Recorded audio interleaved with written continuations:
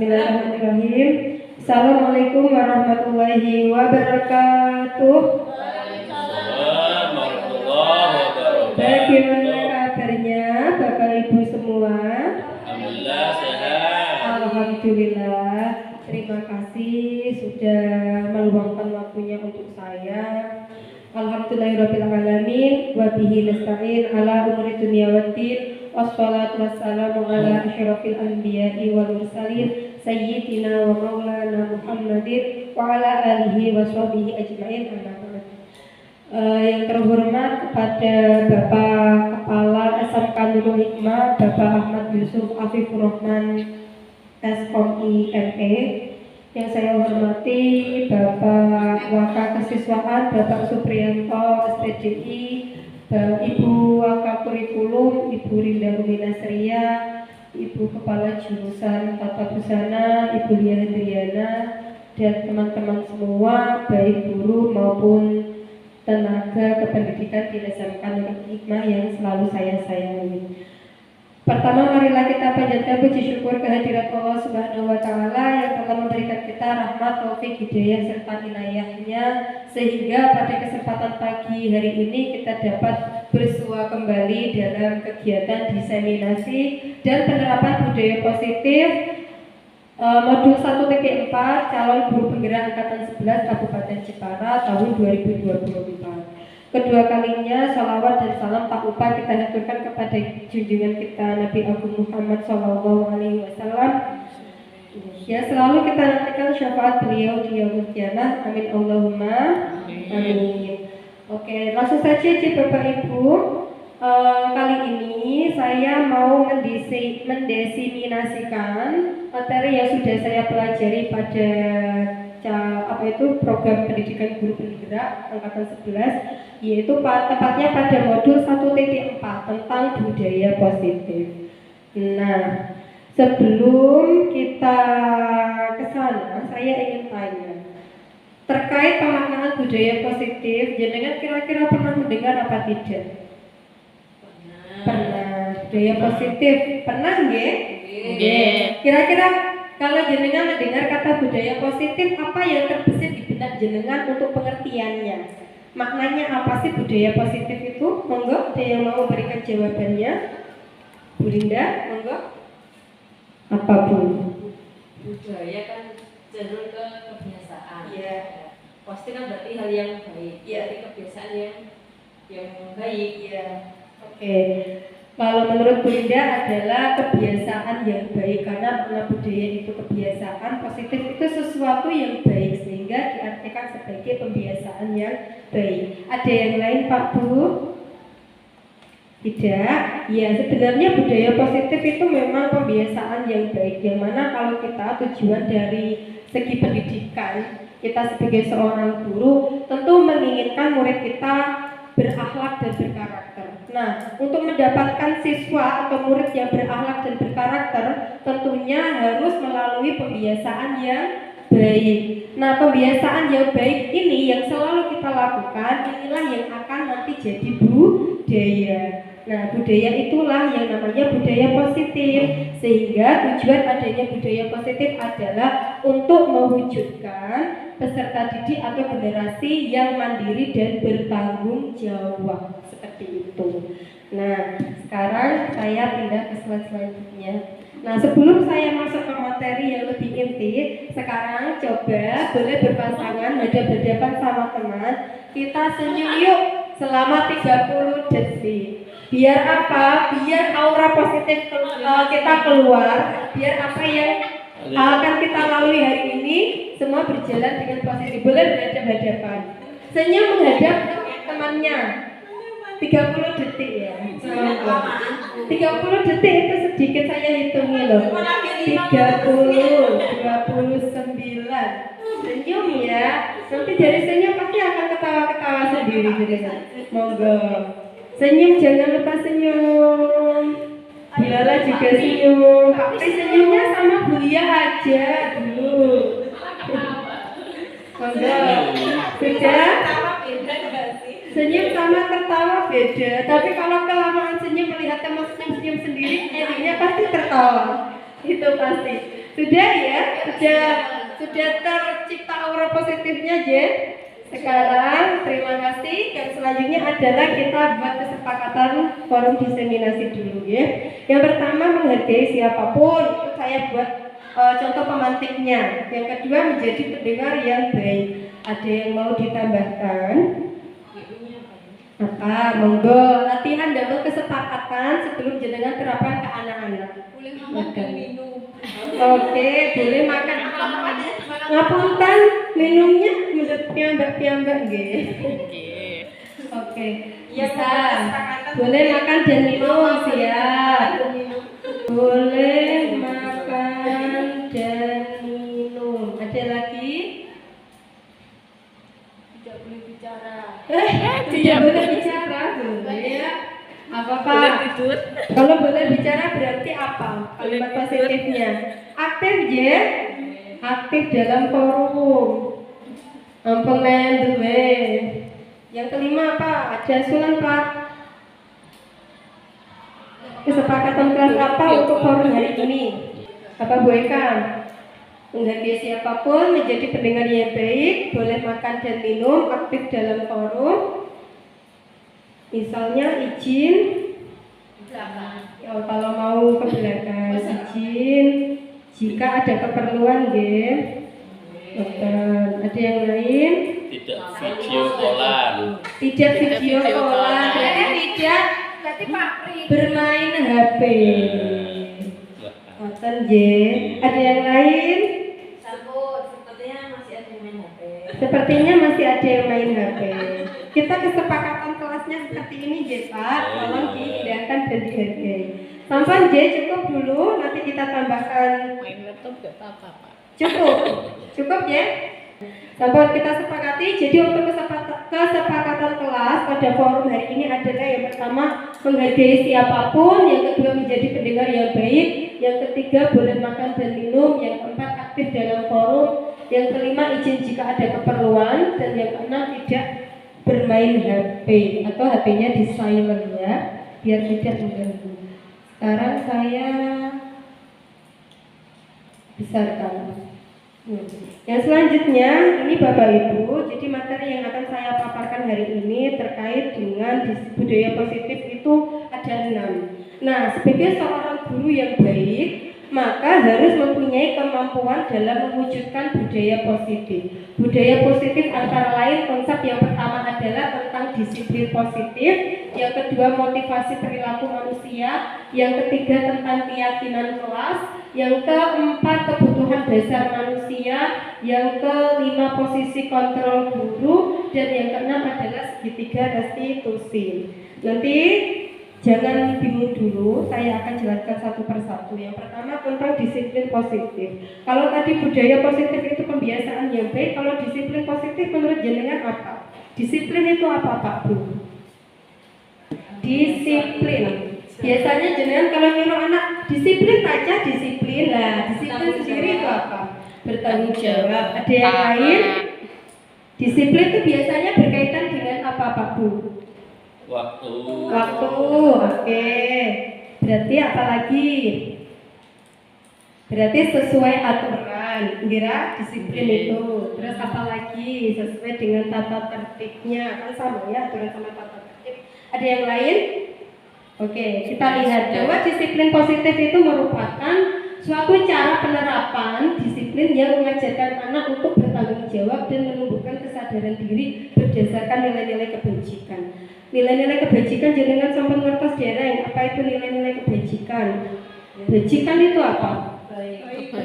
Berarti nilai-nilai kebajikan adalah nilai-nilai yang baik yang diharapkan tumbuh dari motivasi internal si anak tersebut. Nah, kira-kira jenengan mengharapkan anak mempunyai nilai kebajikan apa Pak Bu?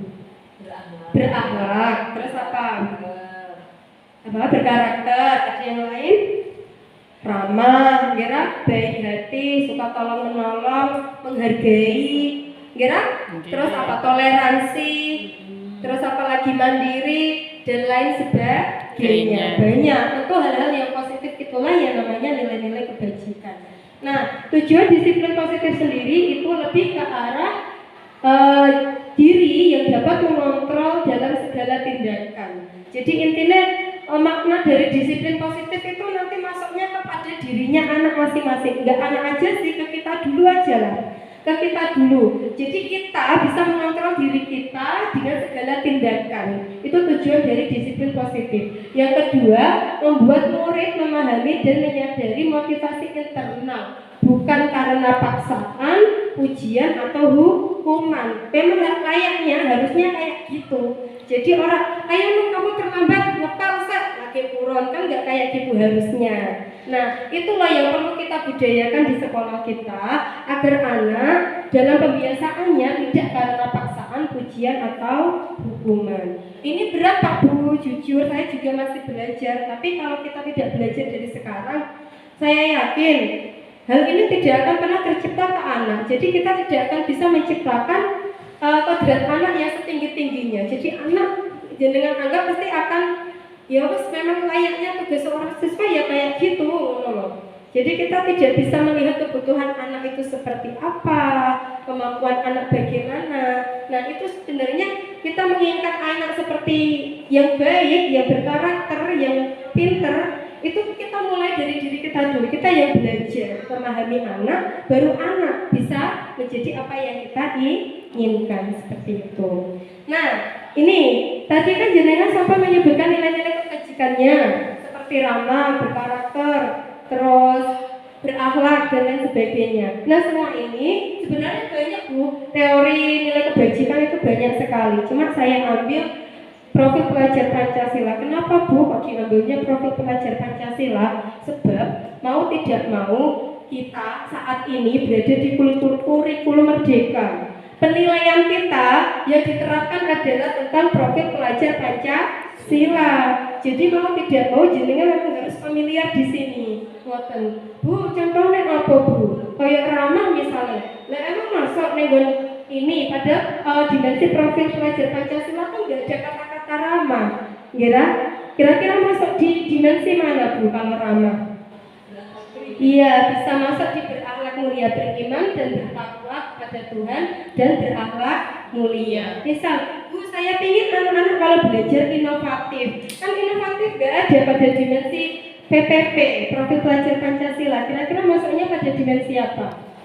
Kreatif dan lain sebagainya. Sebenarnya secara tidak langsung ini profil pelajar Pancasila itu memang diciptakan atau dibuat untuk membuat anak itu lebih berkarakter atau berharga pada dirinya dan berharga untuk persaingan di dunia global. Sebenarnya seperti itu maksudnya Pak Menteri.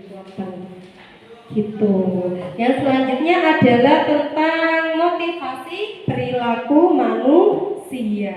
Jadi manusia kalau berperilaku itu mesti ada sesuatu unsur yang memaksa dari dalam. Nah, sesuatu unsur yang memaksa dari dalam itu kan namanya motivasi. Gira Pak Bu? Nah, kira-kira saya mau tanya, jenengan kalau ke sekolah ini yang jenengan kok bisa sampai sini, yang jadi motivasi jenengan itu apa? Ada yang mau bicara? Kok bisa sampai sekolah? Ya sampai sekolah ya motivasi itu memang karena saya guru. Saya perjelas lagi. Jenengan kalau berangkat sekolah pagi tepat waktu, motivasi jenengan apa sih? Karena apa? Ngajar jam pertama. Iya, yang pertama oke, ngajar jam pertama. Berarti kan ada aturan tertentu, kira Bu? Ya, sampai saat ini saya juga seperti itu motivasinya. Ada yang lain? Karena ada tanggung jawab. Karena ada tanggung jawab. Iya, tanggung jawab kan aturan kan? Kira? Iya. Atau apa itu? Coba sekarang kita lihat motivasi perilaku manusia. Ada 3 ternyata Bapak Ibu. 3 motivasi perilaku manusia Pak Pri. Yang pertama adalah untuk menghindari ketidaknyamanan atau hukuman. Betina dilokek, alah telat terus. Nah itu termasuk saya juga. Yang pertama baru belajar di situ. Yang kedua, untuk mendapatkan imbalan atau penghargaan. Bu iki rajin nah, iki cocok untuk reward. Itu terkadang ada yang seperti itu. Kalau di sekolah kita mungkin belum berlaku, tapi ini sebenarnya kalau di sekolah yang sana-sana itu sudah berlaku Ibu. Yang ketiga, untuk menjadi orang yang mereka inginkan. Jadi yang memang murni ini dari keinginan atau motivasi dari dirinya sendiri untuk menghargai diri sendiri dan nilai yang dipercayai oleh diri sendiri itu namanya 3 motivasi perilaku manusia menurut Diane Gosling. Nah, sekarang kita belajar lagi ya. Yang pertama, saya punya pertanyaan pemantik. Iva, kelihatan boten kecil-kecil. Pak bacain ya. Iva kurang menguasai pelajaran matematika sehingga pada saat pelajaran tersebut berlangsung, dia lebih banyak berdiam diri dan menggambar di buku pelajarannya. Banyak, kasus ini banyak saya temui untuk anak-anak saya. Pada saat guru matematikanya namanya Pak Seno menanyakan pertanyaan kepada Iva menjadi gugup dan tidak sengaja menjatuhkan tasnya dari kursi, serta tiba-tiba menjadi gagap pada saat berupaya menjawab. Nah, seluruh kelas pun tertawa melihat perilaku Iva yang bicara tergagap dan terkejut tersebut. Pak Seno pada saat itu membiarkan teman-teman Iva menertawakan Iva yang tergagap dan malu luar biasa. Dan malahan minta Iva untuk maju ke depan dan berdiri di depan kelas sambil menunjuk hidungnya karena tidak bisa menjawab pertanyaan Pak Seno. Kelas makin gaduh dan anak-anak pun tertawa melihat Iva di depan kelas memegang ujung hidungnya. Nah, apakah Anda setuju dengan tindakan Pak Seno terhadap Iva? Setuju boten Pak Bu? Kira-kira Iva ini rasa-rasa lah tiba-tiba pelajaran matematika lagi males menawa, lagi rak mudeng, lagi rak ngoten. Tiba-tiba kaget dilakno Iva, kaget, pokoknya ora iso jawab. Lah jawab malah gagap kayak gitu. Kocok-kocoknya diguyu, tingkah bocah kok malah gagap, iki kenapa? Udah seneng kan? Seolah jadi lelucon atau dagelan. Nah, Pak Seno membiarkan, dia tidak stop jangan menertawakan atau seperti apa nggak bilang kayak gitu. Nah, kira-kira perilakunya atau tindakannya Pak Seno terhadap Iva itu jenengan setuju boten? Kalau jenengan sebagai seorang guru, terus anak-anaknya seperti itu, jenengan biarkan aja. Setuju boten Pak Bu kira-kira? Tidak. Pak Pri setuju boten? Boten. Jujur. Mengapa tidak setuju? Kadang itu sebagai guru kita harus memposisikan diri sebagai Iya, betul. seperti itu. Iya. Akan seperti apa sih kan Betul. malu kan? Iya, Jadi, betul. saya tidak setuju, Pak. Ya, betul sekali. Jadi kalau Bu Rina menjawab gini, siswa sama guru itu sebenarnya kan secara di hadapan Tuhan itu merupakan bukan orang yang sama ya, mempunyai posisi yang sama. Jadi misalkan anak seperti itu, misalkan diri kita yang jadi si siswa itu kok dipermalukan seperti itu, apakah kita akan terima? Tentu tidak ya. Nah, itu nanti efeknya ke apa kalau kita membiarkan hal itu terjadi di siswa bariku malu, akhirnya tidak mau pelajaran matematika, belum pelajaran matematika, yujin temenan, akhirnya yang ditimbulkan apa? Dia tidak akan bisa matematika. Lah tidak bisa itu berarti apa? Dia akan menjadi seorang yang gagal. Secara tidak langsung kita sudah menciptakan generasi gagal Bapak Ibu. Kalau kita membiarkan hal seperti itu. Yang kedua, menurut Anda, tindakan Pak Seno terhadap Iva adalah sebuah hukuman atau konsekuensi kira-kira? Jenengan tahu enggak bedanya hukuman sama konsekuensi? Ada yang tahu Bu secara bahasa, secara etimologi atau terminologinya, hukuman sama konsekuensi itu sama apa beda? Menurut jenengan, Pak Pri, hukuman itu apa? Konsekuensi itu apa?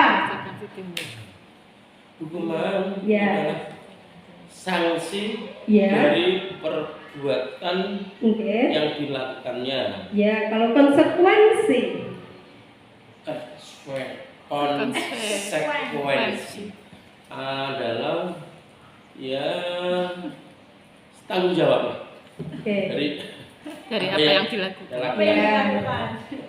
Kalau saya kasih sedikit pemantik, tata tertib yang sudah terpajang di SMK di depan sini itu kan sudah ditentukan kalau tidak berangkat berapa kali tanda tangan, itu kan sudah disosialisasikan. Itu menurut jenengan itu hukuman apa konsekuensi Pak Bu? Konsekuensi. Jadi kalau diartikan konsekuensi apa, hukuman itu apa? lebih ke fisik bukan ya?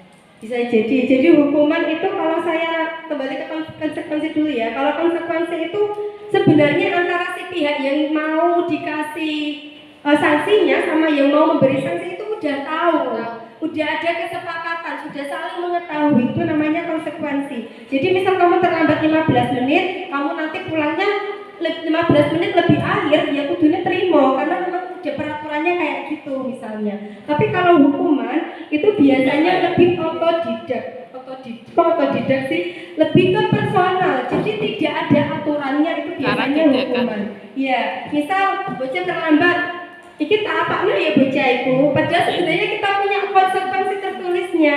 Tapi kita, bos daripada kowe nganu keret terus takon kudu lapangan ke 10. Nah, itu contoh hukuman. Jadi hukuman itu lebih langsung spontan tanpa kesepakatan antara yang dihukum sama yang menghukum. Tapi kalau konsekuensi sudah ada bentuk tertulisnya, itu namanya konsekuensi. Nah, kita lihat dulu ya. Nih, hukuman bersifat satu arah, biasanya dari guru aja sih, tanpa melihat dari pendapatnya anak. Itu namanya hukuman. Kalau konsekuensi dibuat oleh pihak guru memang iya, tapi anak sudah mengetahui sebelumnya. Jadi kalau jenengan terapkan yang biasanya Pak Pri terapkan di sekolah itu namanya konsekuensi, bukan hukuman. Anak tanda tangan, anak untuk surat DO, anak untuk aspek, itu namanya konsekuensi. Karena sebenarnya kita sudah memberitahukan hal itu, tapi masih dilanggar oleh si anak. Nah, yang ketiga ada jenisnya yang menurut saya ini baru ya, pengertian baru dan jenengan mesti baru mendengar. Namanya restitusi. Jadi restitusi itu merupakan proses kolaboratif yang mengajarkan murid untuk menjadi solusi untuk masalah mereka sendiri dan membantu murid berpikir tentang orang yang seperti apa yang mereka inginkan dan bagaimana mereka harus memperlakukan orang lain. Jadi kita memposisikannya itu kamu telat tapi nggak boleh marah-marah, ayo itu lari lapangan 15 kali misalnya. Gak boleh kayak gitu, tapi kita ajak bicara. Kenapa terlambat? Ada apa? Saya itu Bu, saya terlambat karena harus mengurus ibu saya. Lah ibu kamu kenapa? Ibu saya sakit. Lah kita nggak boleh menyalahkan nanti sih tugas aku gini. Ternyata nggak boleh kayak gitu Pak Bu. Kita harus memvalidasi anak. Oh iya, saya tahu kamu anak yang berbakti.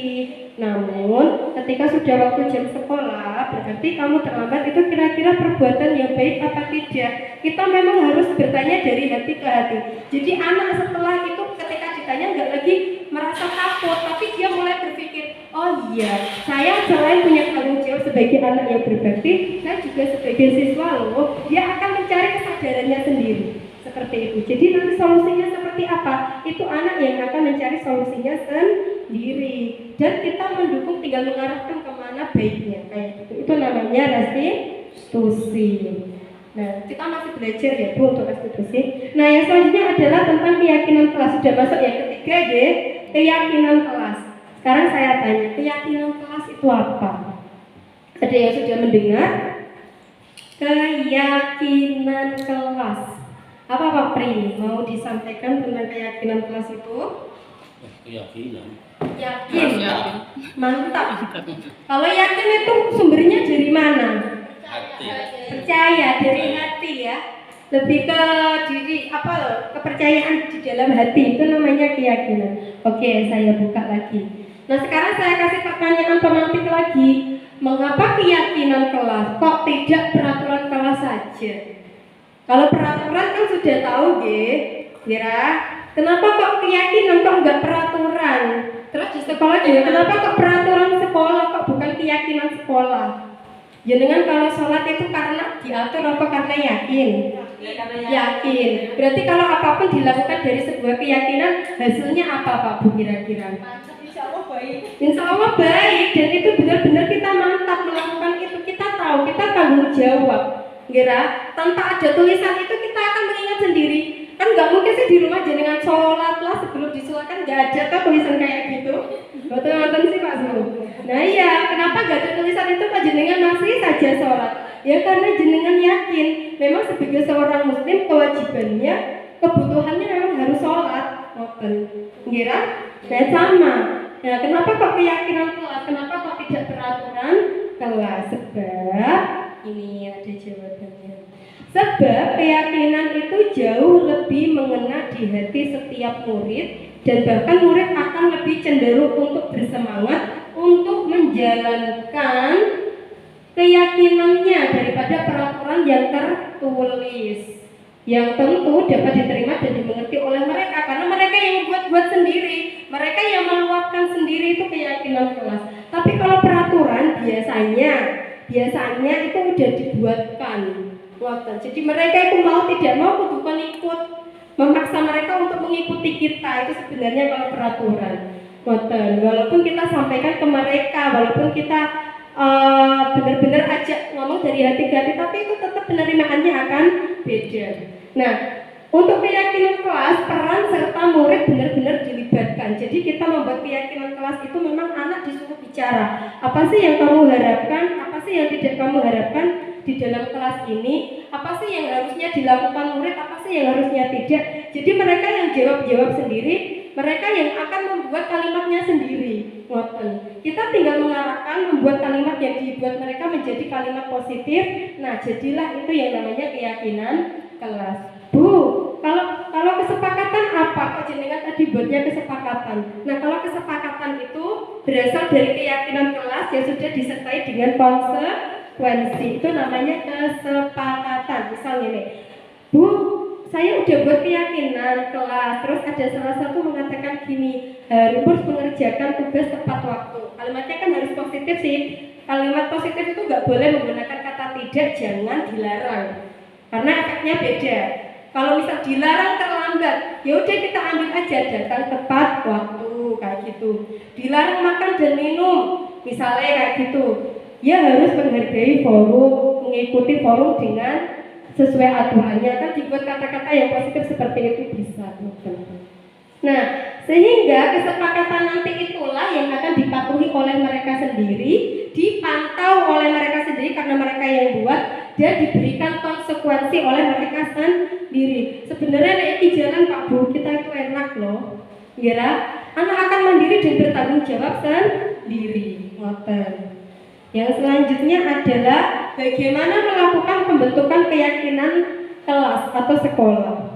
Nah, keyakinan kelas itu bersifat lebih abstrak daripada peraturan. Abstrak itu tidak terlalu memperhatikan kata-kata yang beda, kayak IYD penulisan seperti apa, nggak terlalu ke situ ya Bu. Jadi kadang itu tidak terduga maksudnya jawabannya anak. Waktu itu abstrak. Yang lebih rinci dan konkret. Keyakinan kelas berupa pernyataan universal, pernyataan yang umum, pernyataan yang memang bahasanya si anak itu yang mereka pahami. Kemudian yang ketiga, pernyataan keyakinan kelas senantiasa dibuat dalam bentuk positif tadi. Nggak ada kata-kata jangan, tidak, dilarang, itu nggak boleh. Terus yang keempat, keyakinan kelas hendaknya tidak terlalu banyak sehingga mudah untuk diingat. Dikit aja, buat 6 atau 7 poin maksimal. Itu anak akan tahu, kita pantau, nanti sekiranya itu nggak jalan, kita buat keyakinan kelas lagi. Itu terus. Jadi keyakinan kelas itu bukan satu untuk selamanya, tapi setiap jadi bisa menentukan sendiri karena kelasnya kita kan bukan kelas SD. Kalau SD mungkin kan lebih enak ya Bu, karena wali kelas bisa langsung memantau kelas itu. Kalau kita kan mapel, setiap ganti kelas, ketika ganti jam ganti mapel dan seterusnya. Itu kan tetap akan ada perubahan yang beda. Nah, itu alangkah baiknya setiap guru mapel membuat keyakinan kelasnya masing-masing terhadap mapelnya.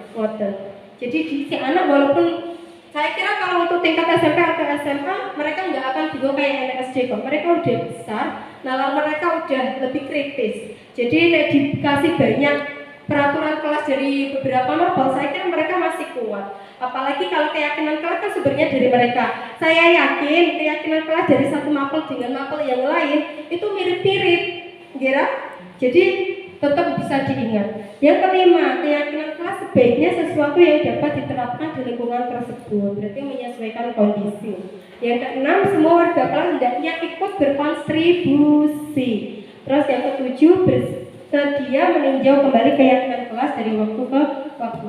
Bisa 1 semester sekali, bisa setiap ajaran baru, bisa diulang ketika anak habis liburan, diingatkan kembali biar tidak lupa dengan keyakinan kelas. Ini bentuk bentuk kalimat sama sebenarnya nilai kebajikan yang akan muncul dari keyakinan keras itu. Selanjutnya, nah ini sudah mulai bosan ya. Ya, senyum lagi selama 10 detik biar tidak bosan. 1, 2, 3, 4, 5, 6, 7, 8, 9, 10. Senyumlah Pak Apri. Terima kasih. Senyumnya sangat manis sekali. Yang selanjutnya, ini masuk yang keempat. Konsep yang keempat tentang kebutuhan dasar manusia ini Pak Bu. Ini sampai posisi kontrol, sampai restitusi. Ini yang perlu benar-benar serot tekankan itu di sini. Kebutuhan dasar manusia itu merupakan suatu yang kita lakukan untuk mendapatkan apa yang kita inginkan. Seluruh tindakan yang kita lakukan memiliki tujuan dan semua usaha terbaik yang kita lakukan agar kebutuhan dasar kita terpenuhi dengan baik. Lalu kebutuhan dasar manusia ki apa? Menurut jenengan apa? Iku wis ketok ya. Wis kadung ketok apa? Bertahan hidup, kasih sayang dan rasa diterima, penguasaan, kebebasan sama kesenangan. Ini kita dulu aja, nanti baru kita sampaikan atau kita aplikasikan ke anak dulu. Jenengan itu kebutuhan dasarnya itu pasti ini. Yang pertama bertahan hidup. Pas maknosi kebutuhan dasar manusia. Bertahan hidup itu contohnya apa Pak Bu? Makan, terus minum, berpakaian, tempat tinggal yang layak, kira sandal pangan papan lah itu pokoknya, kira. Nah itu berarti berasalnya dari mana? Dari eksternal ya. Kita nggak bisa memunculkan dari dalam diri kita, je. Nah itu untuk bertahan hidup. Kalau yang kedua kasih sayang, rasa diterima, kemudian penguasaan, kesenangan, kebebasan itu adalah dari diri kita sendiri. Apa sih Bu maksudnya? Nah ini dengan bisa simak. Aduh agak Pak. Nah kebutuhan dasar manusia untuk bertahan hidup tadi, sandang pangan papan sehat sentosa selamat dunia akhirat, itu kan kebutuhan untuk bertahan hidup. Kemudian kita mulai dari yang kasih sayang dan rasa diterima. Berarti secara tidak langsung jenengan cobalah merasakan dirinya jenengan sendiri baru ke anaknya. Jenengan pengen tidak sih diterima, diberi rasa sayang itu pengen tidak kira-kira? Pasti nggih. Pasti kan dimanapun berada pasti membutuhkan hal itu. Berarti bentuknya adalah rasa diterima, dipedulikan, berbagi, kerjasama, menjadi bagian dari kelompok itu merupakan bentuk dari kebutuhan dasar kasih sayang dan diterima. Kemudian untuk penguasaan itu lebih ke inilah saya, biasanya menunjukkan jati diri. Nah itu apa yang dibutuhkan biasanya? Harga diri. Dia itu mau menunjukkan harga dirinya. Kalau dia harga dirinya kayak diinjak-injak, berarti kan dia akan melakukan hal yang berkaitan dengan harga diri. Itu. Nah dia berarti kekurangan atau kebutuhan dasarnya tidak terpenuhi untuk yang penguasaan. Yang selanjutnya berkeinginan untuk dianggap, memimpin, itu adalah bentuk penguasaan. Berprestasi, diakui, didengar, itu contoh penguasaan. Yang selanjutnya kesenangan. Kalau kesenangan itu lebih kepada kebutuhan dasar untuk kita berhak senang.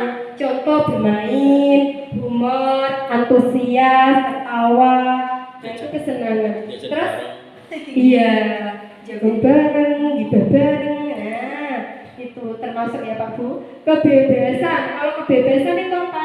Mandiri, memiliki pilihan, mencoba hal baru, mampu mengendalikan arah diri. Contohnya ini.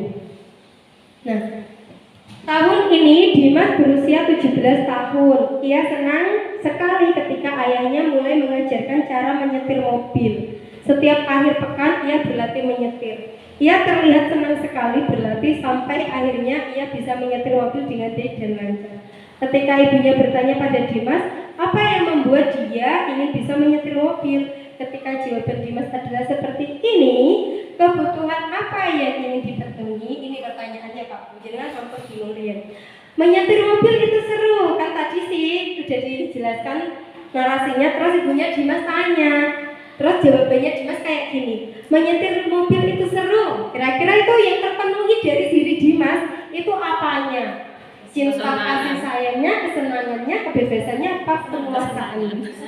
Kesenangan. Kita cek jawabannya. Cek. Betul. Kesenangan dia Pak Bu, karena dia lebih ke antusias diri sendiri. Menyetir mobil itu seru, kayak gitu. Dia antusias. Nah, yang selanjutnya sekarang. Jadi ini loh Pak Bu sebenarnya yang anak-anak nanti kita jumpai di kelas atau ketika kita personal bertanya kepada anak, kok dari jawaban itu sebenarnya kita bisa menilai kebutuhan dasar apa yang dia sudah terpenuhi dan yang kurang. Ngoten. Nah ini memang perlu belajar kita. Kalau kita nggak belajar, ya kita nganggepnya bocah, ya jan ngono kurang, ya jan ngono. Jawabannya nantinya pasti itu ke anak. Jadi anak itu seolah-olah dia yang harus memahami kita, bukan kita yang harus memahami murid. Jadi kalau secara filosofi pemikirannya KHD, PJ Dewantara itu nggak benar Bu. Memang kita yang harus menuntun anak, kita yang harus jadi pelayannya si murid, harus mengatur kodratnya biar jadi anak yang bermartabat. Gitu. Yang selanjutnya, biar bisa jalan-jalan naik mobil sama teman-temanku. Kira-kira kebutuhan yang terpenuhi dari diri Dimas setelah belajar mobil tadi apa Pak Bu?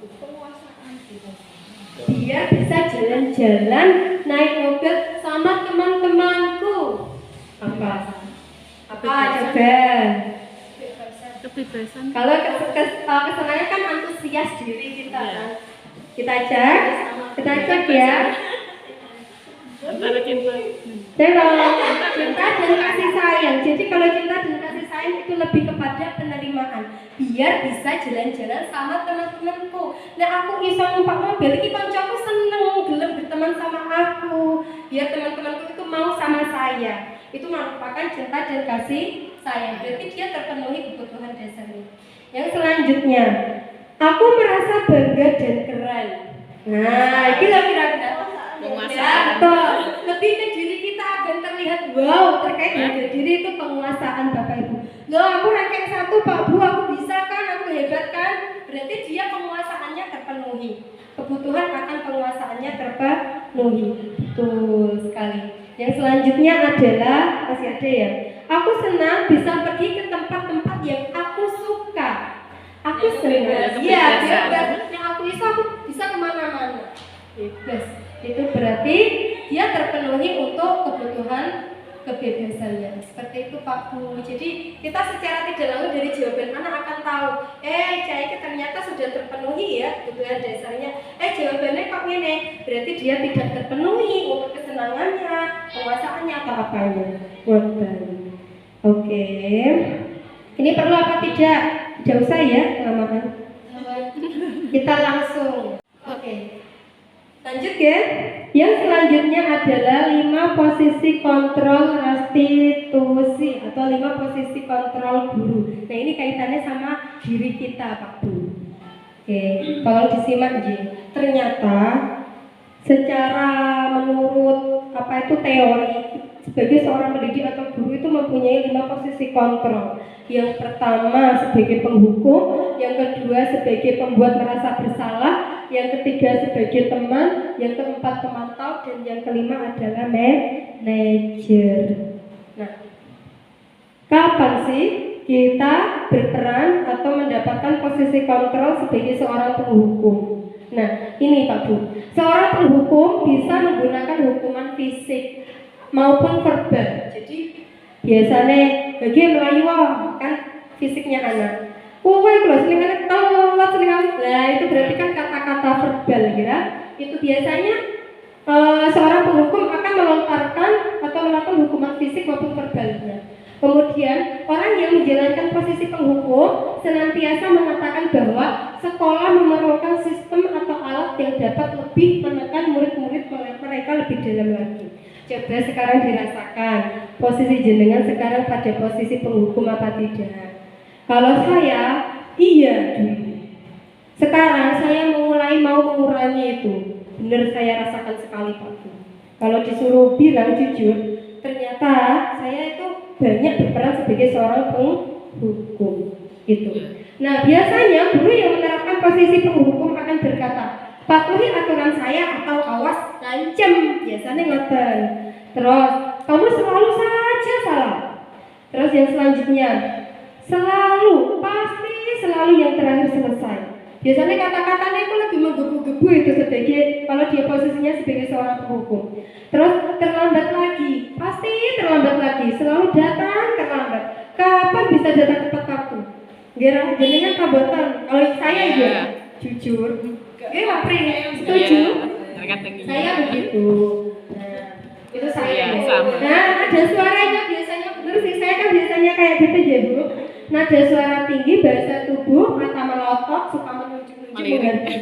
Tapi kalau menghardik saya boten nggih. Paling melotot-melotot sithik ngono kuwi lho. Tapi ternyata kalau bisa kita mengurangi hal itu, dan sama saya posisinya saat ini masih belajar. Nah, hasilnya apa? Kalau kita lebih banyak memposisikan diri kita sebagai seorang penghukum, murid akan marah dan mendendam atau bersifat lebih agresif. Jadi bisa jadi sesudah kembali duduk, murid tersebut akan mencoret-coret bukunya atau meja tulisnya. Lebih buruk lagi, sepulang sekolah murid melihat novel atau mobil bapak ibu guru, pasti dia akan melakukan hal yang tidak diinginkan, bisa menggores-gores dan lain sebagainya. Jadi kalau kita menerapkan posisi penghukum, biasanya baca bariku berseri, mesti kok ada aja yang dilakukan lebih dari itu, karena dia dendam. Kita ini, awas gue, mana gue lo. Nanti yang kata dari diri anak kan gitu. Yang selanjutnya adalah membuat merasa bersalah. Posisi kontrol guru sebagai membuat merasa bersalah.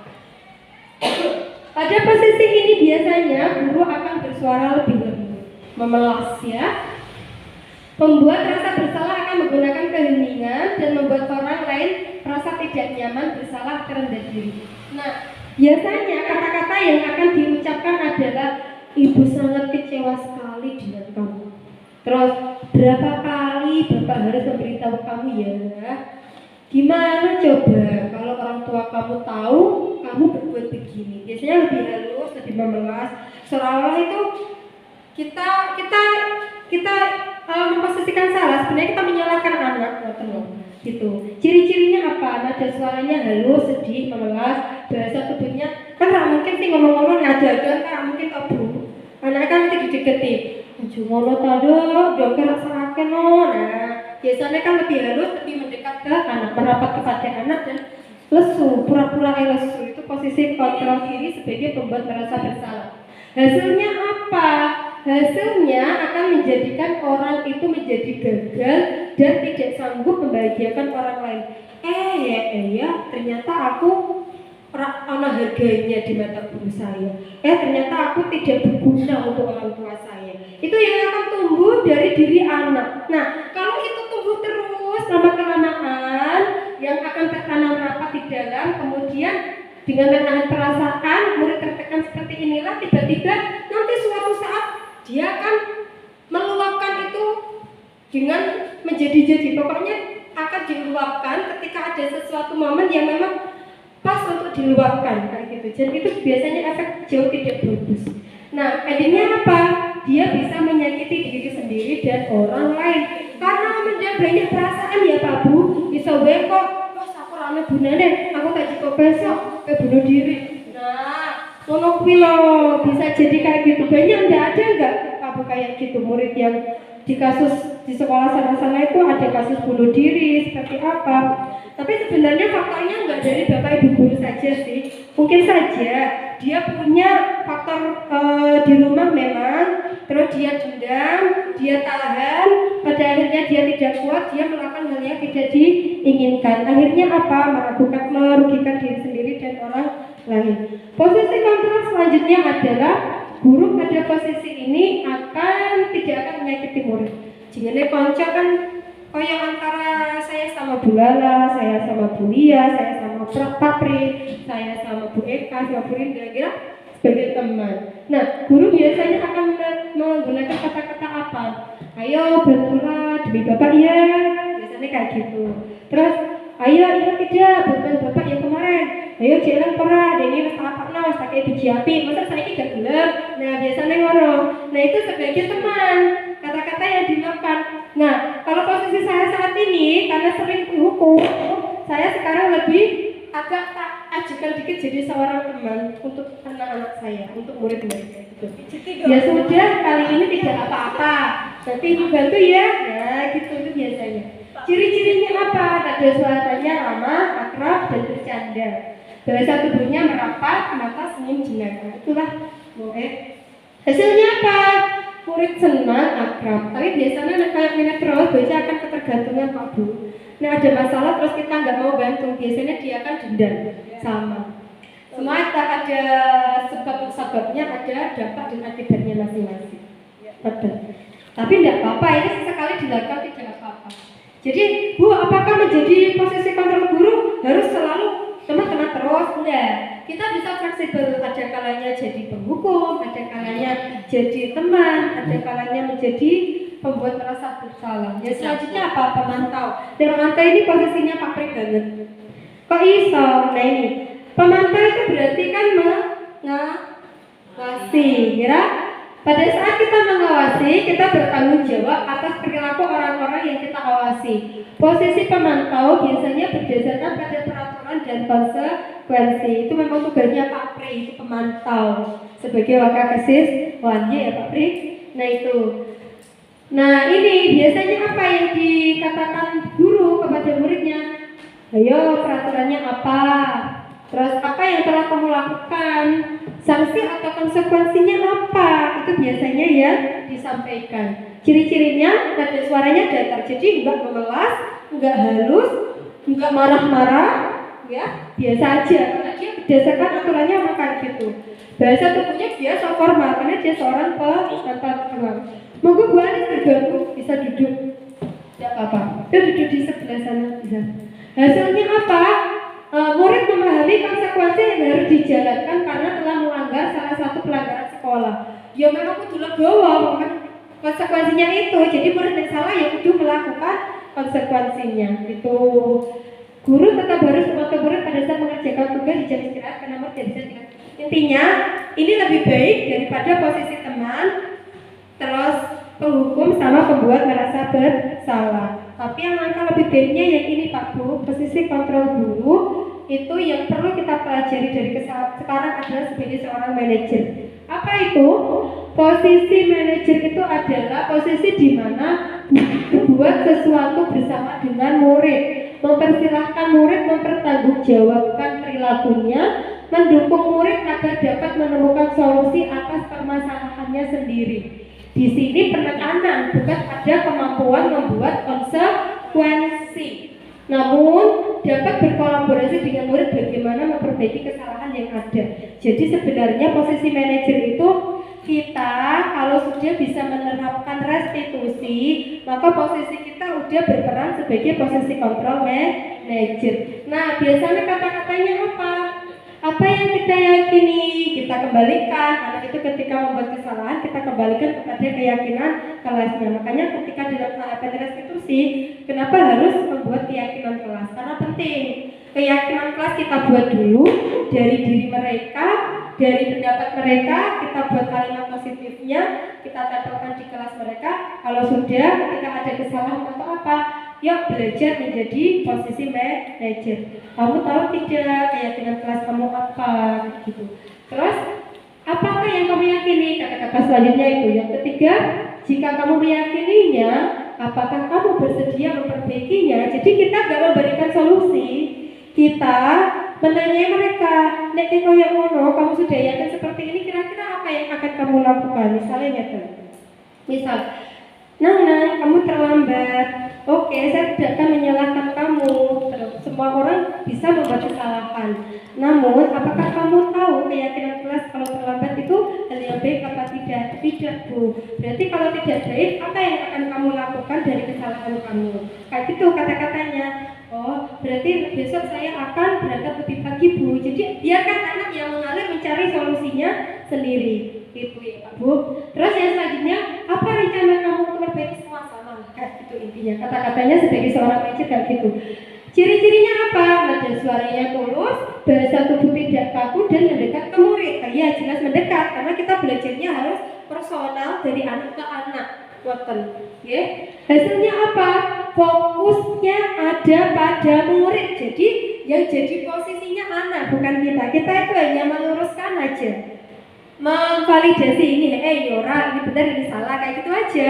Yang jawab anak sendiri, yang mencari solusi anak sendiri. Contoh penerapannya seperti apa, Bu? Saya punya satu kasus, kakean kasus ya, tapi gak apa-apa, ini sebenarnya nanti yang akan kita hadapi di depan anak-anak kayak gini.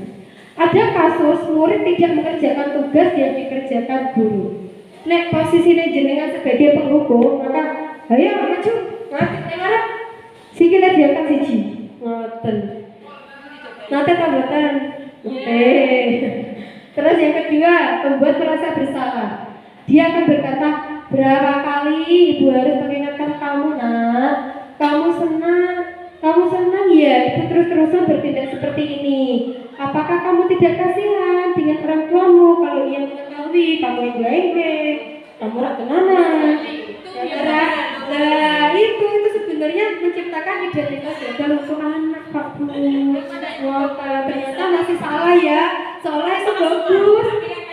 Iya, saya juga baru tahu ternyata itu nggak baik untuk anak, untuk generasi kita. Nah, kalau dengan kasus itu, kalau posisi kita sebagai teman, ayo dong kalian kerjakan tugasnya. Nanti habis main ngerjain tugas kita main game.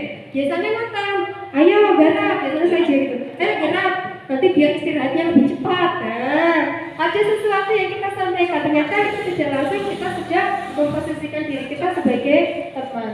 Ini tidak apa-apa, karena hasilnya masih positif. Walaupun endingnya akan itu tergantung pada kita. Akhirnya pelajaran selanjutnya, ayo Bu, aku semangat, kemudian kita istirahatnya gak sih? Itu terus kayak gitu. Nah terus kan ya rapet tau Bu, istirahatnya gak sih terus. Akhirnya kan gak sesuai aturan sekolah, nonton. Kalau pemantau gimana Bu? Ini, kamu sudah melakukan kesalahan dan sudah mengetahui konsekuensinya. Jika tidak mengerjakan tugas, sekarang Ibu beri waktu 5 menit segera kerjakan dan kumpul habis biasa ya. Biasanya, kamu terlambat, saya kan ngomong, ketemu kok kudunya 5 menit lebih akhir dari teman-temanmu. Biasanya kayak gitu. Ayo kamu ngerjain tugas, kamu masuknya telat, tambahin 1 soal lagi. Itu konsekuensi, tergantung kesepakatan atau antara guru sama muridnya. Kalau manajer gimana Bu posisinya? Apakah kamu tahu kesalahan apa yang sedang kamu lakukan? Jadi bocah itu tidak, dok, kok kamu belum garap tugas? Kamu ngerti, kamu salah apa? Dikon diajak ngomong api-apian model itu.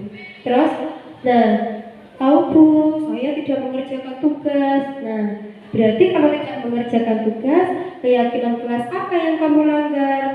Saya tidak bertanggung jawab Bu. Jawabannya anak sendiri yang dia jawab, kita nggak usah mengarahkan jawabannya. Tapi kuncinya memang harus buat keyakinan kelas. Terus lalu kalau kamu sudah tahu apa yang kamu langgar dari keyakinan kelas itu, apa yang akan kamu lakukan untuk memperbaiki ini semua? Nanti murid yang akan jawab, ya sudah Bu, nanti saya akan tanya teman saya untuk mencatat atau menulis tugas-tugas yang tertinggal. Atau nanti saya siap Bu, jenengan kasih tugas lagi misalnya. Jadi kita ikuti jawaban anak aja. Ngoten. Itu posisi sebagai manajer. Ngoten. Nah, sekarang ini ya dijawab ya Pak Bu. Posisi kontrol apakah aku? Saya kecewa sekali dengan kamu. Apa kira-kira ini? Kecewa itu apa? Seolah-olah dia yang tertindas padahal sebenarnya dia enggak. Ya betul. Pembuat merasa bersalah. Betul cek dulu. Iya, betul. Pembuat merasa bersalah. Yang selanjutnya bisa disuarakan suaranya. Posisi kontrol apakah aku? Kamu tidak pernah benar melakukannya. Sekarang keliling lapangan 3 kali. Penghukum, nggih. Jadi lebih ke keputusan sepihak misalnya kalau penghukum. Jadi nggak mendengarkan alasan anak, terus kebutuhan anak seperti apa kita nggak mau tahu, itu penghukum. Betul. Oke, selanjutnya, kira-kira bagaimana kamu akan memperbaiki ini semua? Manajer. Oke, dia yang akan mencari solusi. Betul. Ayolah lakukan demi bapak atau ibu. Apa ini? Jadi salah ramah loh. Ayolah. Hari kita jajan les. Loh biasanya teman. Biasanya kalau kancane kan. Betul. Terus yang selanjutnya, kamu terlambat 15 menit, berarti kamu tahu kan konsekuensinya apa? Memantau. Betul. Habis ini dipraktekkan ya Bapak Ibu. Terakhir ya Pak Bu tentang segitiga restitusi. Ya, kita belajar bagaimana kita menjadi seorang manajer dengan menerapkan segitiga restitusi. Jadi, restitusi itu kolaborasi antara guru dan murid. Jadi, anak yang kita tanyai, anak yang akan menyampaikan alasannya, anak yang akan mencari solusinya. Jadi kita hanya mengarahkan saja.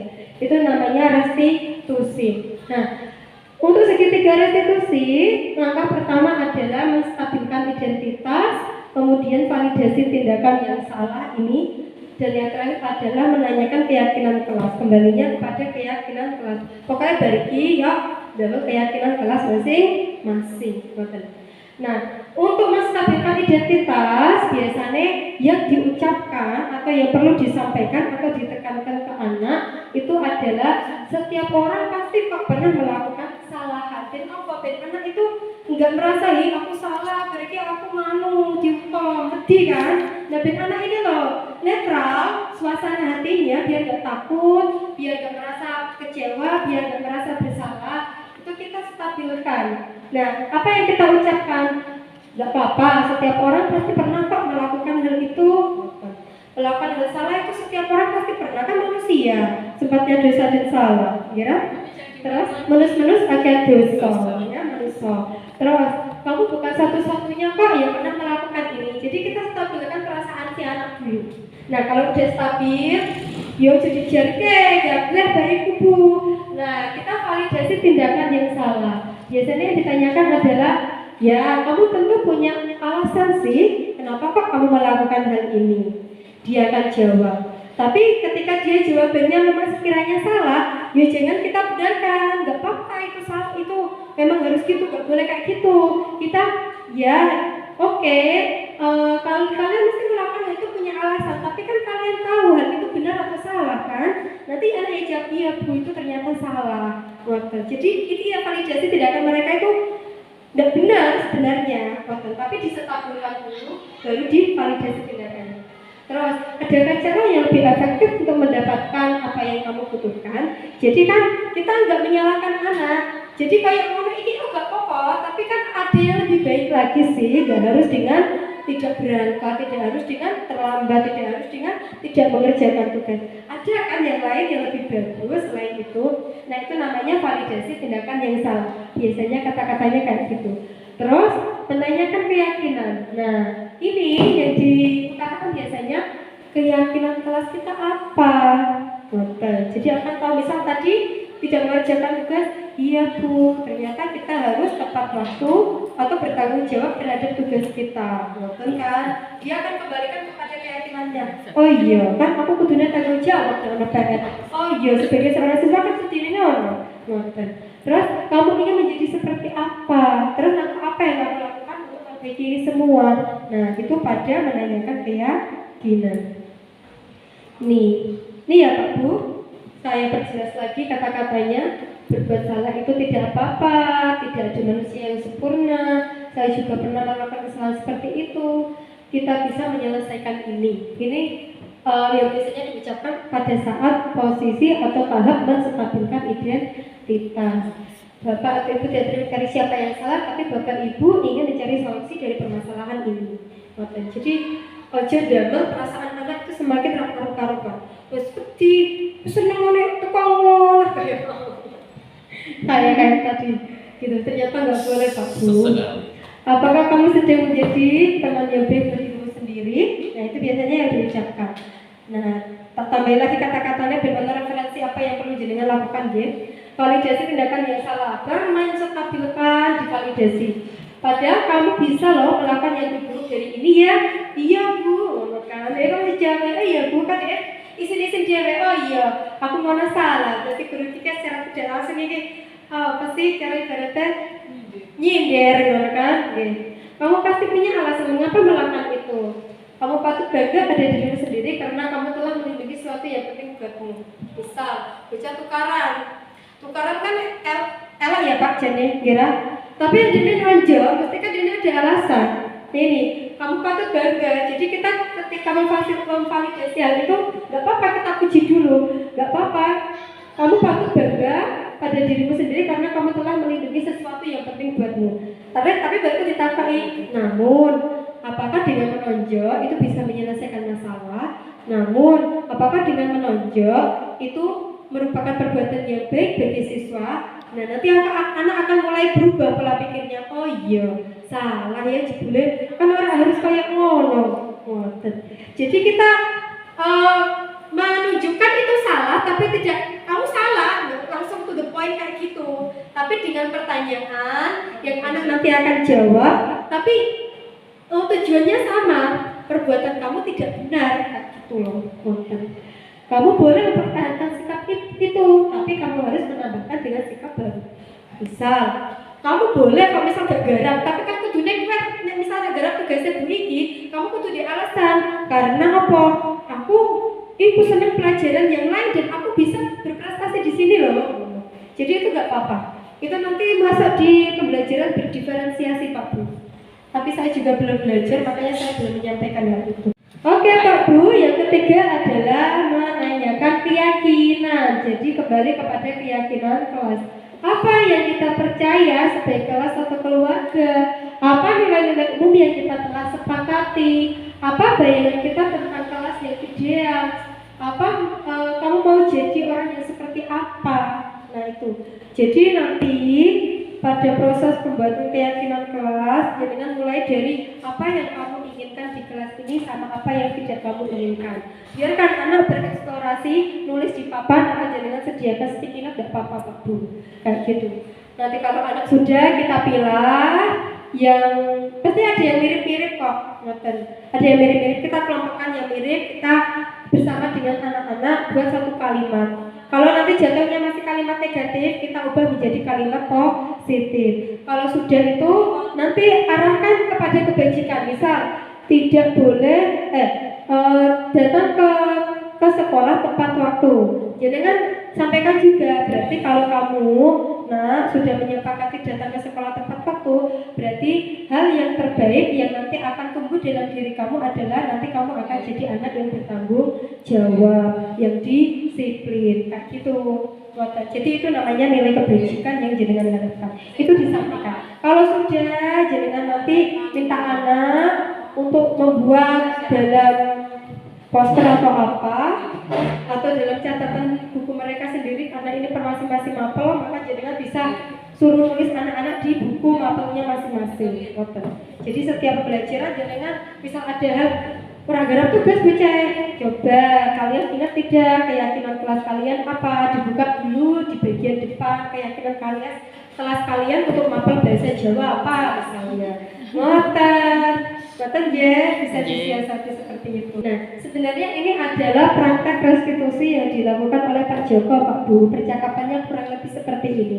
Nah, jenengan simak apa yang saya praktekkan antara Pak Joko sama Mario dan Adi. Nanti jenengan tunjukkan posisi yang dia menstabilkan identitas yang mana, yang validasi tindakan yang salah yang mana, yang untuk menanyakan keyakinan yang kelas yang mana.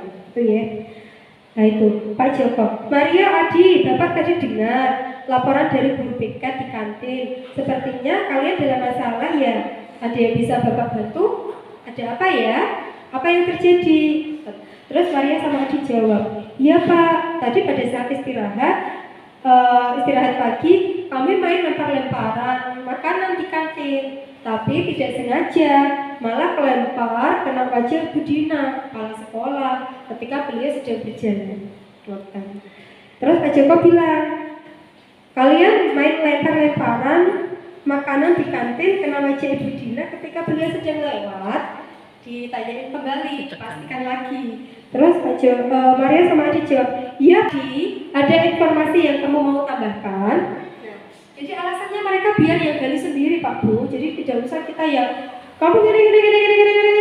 Kita cukup jadi pendengarnya aja. Kita melontarkan pertanyaan yang umum aja. Terus si Adi jawab, kami tidak bermaksud melakukannya Pak, tapi. Terus Pak Joko bilang, tapi kan bukan jawab gimana? Terus Adi jawab, tapi kami tidak sengaja. Pak Joko bilang, apakah kalian tahu kalau kalian berada dalam masalah sekarang? Nah ini posisi apa tadi kira-kira? Terus Maria sama Adi jawab iya. Terus Pak Joko bilang, baiklah, Bapak di sini bukan untuk mencari siapa yang salah. Bapak di sini untuk mencari penyelesaian sama-sama. Berpikir sama-sama tentang apa yang bisa kita lakukan untuk memperbaiki situasi ini. Kalian pasti melakukan itu ada alasannya ya. Pasti seru ya main lempar-lemparan makanan seperti itu. Terus ini Maria sama Adi jawab, iya Pak. Terus Pak Joko, sekarang mari kita bicara tentang keyakinan kelas dan keyakinan sekolah kita. Apa yang kita percaya, yang mana yang kalian belum tunjukkan. Jadi ditunjukkan pada keyakinan kelas atau sekolah. Terus Maria jawab, kita harus bersikap baik satu sama lain. Terus si Adi jawab, menghormati orang lain dan menghormati diri sendiri. Terus Pak Joko, kalian berdua ingat dengan baik keyakinan kelas kita. Kita kembali pada ketika kalian lempar-lemparan makanan dan mengenai Ibu Dina. Apakah ketika kalian melakukan itu, kalian menghormati orang lain dan lingkungan? Nah, Pak Joko menekankan lagi hal itu. Terus Maria sama Adi jawab, tidak. Terus Pak Joko tanya, tapi kalian mendapatkan rasa senang. Menurut Bapak ada cara untuk mendapatkan rasa senang tanpa merugikan orang lain. Bagaimana menurut kalian? Terus Maria sama Adi jawab, iya Pak. Terus Pak Joko jawab, nah sekarang mari kita selalu mengindahkan keyakinan kelas kita. Besok kita ke kantin dan kalian bisa berperilaku lebih baik lagi. Sekarang dari 5 posisi kontrol, posisi mana yang dipraktekkan oleh guru? Jelaskan. Posisi kontrol apa yang dilakukan Pak Joko? Tadi ada penghukum, manajer, ada yang lain? Teman atau manajer itu. Teman atau manajer? Monggo, Bu Eka apa Bu? Bisa teman juga. Bisa teman, bisa pemantau juga, bisa manajer itu. Semuanya adalah Kombinasi. lebih dominan kemana? Lebih dominan kemana Pak Bu? Yang ada keyakinan kelas itu loh. Lebih dominan ke manajer. Ya, Pak Joko secara tidak langsung menerapkan segitiga restitusi. Nah, ini jawabannya posisi manajer karena Pak Joko berdialog dengan Maria dan Adi. Ini kasih jawaban saya ya. Tidak dengan marah. Nunjuk maupun menunjuk sih. Menunjuk maupun mengaku mungkin. Pak Joko bertanya dengan tenang tentang kesalahan. Menunjuk atau dengan menunjuk. Pak Joko bertanya dengan tenang tentang kesalahan dan alasan mereka, juga konsekuensi apa yang diperoleh dari perilaku itu dengan mengingatkan kepada keyakinan kelas yang sudah disepakati. Kemudian Pak Joko meminta mereka bagaimana memperbaiki kesalahan mereka dari diri mereka sendiri. Yang selanjutnya, kebutuhan apa yang berusaha dipenuhi oleh Mario dan Adi tadi? Kebutuhan dasar manusia ada 5, bertahan hidup, kesenangan, kebebasan, terus rasa cinta dan diterima, penguasaan. Nah, apa yang berusaha dipenuhi oleh Mario dan Adi ketika dari ilustrasi tadi? Apa? Kebebasan. Ada yang lain? Kenapa kebebasan, Bu Is? Ya tadi lemar-lemaran itu kan mengekspresikan pengen Mengekspresikan dirinya. iya apa ya rasa bahagia. Rasa bahagia. Oke. Ada yang lain? Bu Lala, Pak Pri, Pak Nona? Kalau saya apa? Selain kebebasan tadi apa? Penguasaan. Kalau penguasaan inilah saya, lebih ke harga diri. Kemudian kalau dia kesenangan, lebih antusias kesenangan. Ya, seru ya, kayak gitu biasanya antusias. Kesenangan ya. kayak gitu. Terus kalau yang satunya tadi adalah cinta dan rasa diterima, itu biasanya pengen berkolaborasi, kerjasama, tolong menolong, ingin diterima, dipedulikan. Nah itu namanya kebutuhan dasar untuk cinta dan kasih sayang. Kalau saya kebutuhan akan kesenangan, ya, yaitu mereka suka main lempar-lemparan makanan. Dia mengekspresikan, dia antusias dengan kegiatan tersebut, tapi ternyata tidak sengaja melukai atau mengenai ibu kepala sekolah. Apa yang dikatakan guru dalam tahap menstabilkan identitas, validasi tindakan, dan mencari keyakinan. Kalau tadi untuk menstabilkan identitas, oke, tidak apa-apa. Saya tidak mencari yang benar, tidak mencari yang salah. Mira, terus validasi tindakannya yang salah tadi, apa itu? Dan untuk keyakinan kelas kan kita kembalikan kepada keyakinan kelasnya. Nih, monggo bisa disimak sendiri ya. Nih. Baiklah, Bapak di sini bukan untuk mencari siapa yang salah. Bapak di sini untuk mencari penyelesaian sama-sama. Terus kalau validasi tindakan, ya Bapak bisa lihat kalian merasa senang melakukannya. Tetapi yang kalian lakukan merugikan orang lain, sehingga sekarang kalian berada dalam masalah. Jadi walaupun dia menunjukkan kesalahan, dia berusaha, itu loh gak apa-apa, saya tahu kok kalian itu seneng main-main kayak gitu tuh gak apa-apa, itu kebutuhan kalian, itu hak kalian. Tapi ternyata kalian sekarang berada pada masalah lain. Itu validasi tindakan yang salah. Terus yang terakhir adalah mencari keyakinan kelas. Seperti yang diucapkan Pak Joko, sekarang mari kita bicara tentang keyakinan kelas dan keyakinan sekolah kita dan seterusnya. Kira-kira prinsip restitusi, kira-kira sesuai prinsip restitusi, apa yang akan dilakukan Mario dan Adi untuk memperbaiki kesalahan mereka pada Budina? Tadi yang disampaikan Mario dan Adi apa? Disampaikan tidak di sana, tidak ada ya kayaknya di percakapan. Kalau menurut jenengan, kalau kita kaitkan sama konsep restitusi, maka kira-kira yang akan disampaikan Adi sama Mario itu apa untuk memperbaiki kesalahan mereka pada Ibu Dina? Minta maaf. Mereka akan menemui Ibu Dina dan meminta maaf. Itu tapi dari diri mereka ya Pak Bu, kita nggak perlu mengarahkan mereka untuk ayo sekarang kamu berarti harus minta maaf pada Bu Dina. Kita tidak perlu seperti itu. Biar anak yang punya inisiatif sendiri untuk bagaimana dia memperbaiki kesalahannya. Tujuannya apa? Nah ikut terbiasa Pak Bu, anak akan mandiri. Jadi dia akan tahu yang benar yang salah tanpa kita pantau. Anak akan memperbaiki dirinya sendiri. Dia akan bertanggung jawab dan akan menjadi orang yang mandiri. Dan tentunya mereka akan menjadi lebih baik lagi. Alhamdulillah, terima kasih. Itu yang saya sampaikan terkait materi budaya positif di modul 1.4 Bu. Saya minta, saya harap yuk bersama-sama kita perbaiki diri kita bersama-sama rumangsani awak dhewe dan rumangsani bocah. Ojo sampai, ya saya juga mengingatkan diri saya, ya bukan berarti saya di depan, berarti saya sok tahu atau saya menggurui dengan botan. Saat itu saya belajar ini pun kayak saya itu seperti ditampar oleh diri saya sendiri. Ya Allah, hadek jebule aku tek keliru ya para ya mene dadi guru 6 tahun.